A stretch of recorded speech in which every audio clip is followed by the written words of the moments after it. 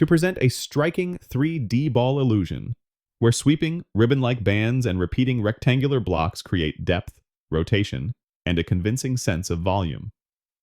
The focus is the way orderly shapes and curved seams can feel dynamic, almost like the surface is being gently twisted. A wide, quiet field holds the composition until a large orb fills the center. Near the top of the sphere, several broad bands sweep inward and tighten into a small spiral, like a pinwheel, pulling the surface toward a single point.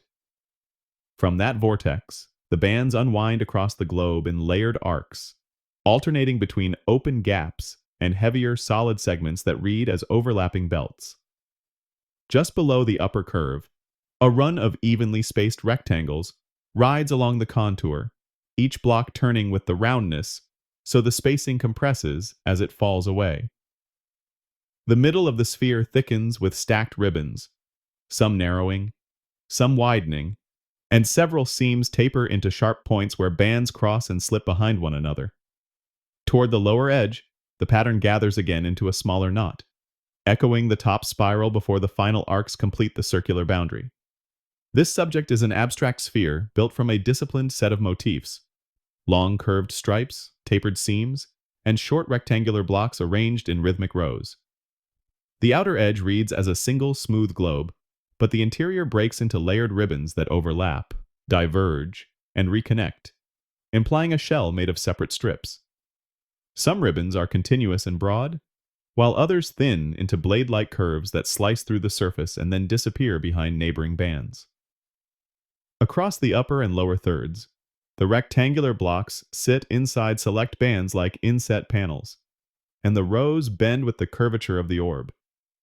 On the near side, the blocks read larger and evenly spaced, while toward the far side they compress and skew, and a few are truncated where a seam cuts through a row.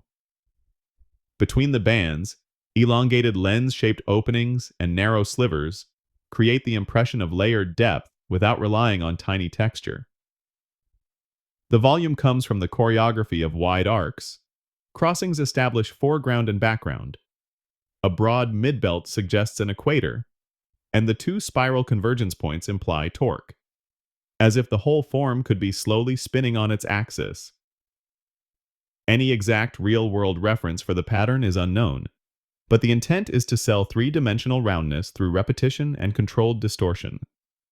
The composition is bold and traditional in its simplicity, with one centered subject, generous margins, and a near-perfect circular boundary that stays readable from a distance. The strongest pull is at the top spiral, which sits slightly off-center and makes the surface feel like it is being wound and released in a single continuous motion. Line density is heaviest where the bands converge and overlap, but the midsection remains open enough that each ribbon can be followed cleanly around the globe.